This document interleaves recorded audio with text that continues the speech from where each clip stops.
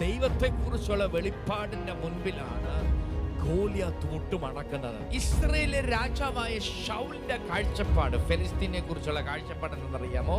അവൻ ബാല്യം മുതൽ യോദ്ധാവാണ്, അവൻ ശക്തനാണ്, അവൻ സ്ട്രോങ് ആണ്, അവൻ മൈറ്റിയാണ്. ആമേൻ. അവൻ മല്ലനാണ്, നീയോ ബാലനാണ്. അവനെ ജയിക്കാൻ നമ്മളെ കൊണ്ട് കഴിയുകയില്ല, അവനെ ജയിക്കാൻ നമ്മളെ കൊണ്ട് സാധിക്കുകയില്ല എന്നാണ് ആരുടെ കാഴ്ചപ്പാട്? ശൗലിന്റെ കാഴ്ചപ്പാട്. 40 ദിവസമായി ശൗലിനും കൂട്ടർക്കും കിട്ടിയത് ഗോലിയാത്തിനെ കുറിച്ചുള്ള റെവലേഷനാ. പക്ഷെ കാടിന്റെ ഉള്ളിൽ പ്രാർത്ഥനയിൽ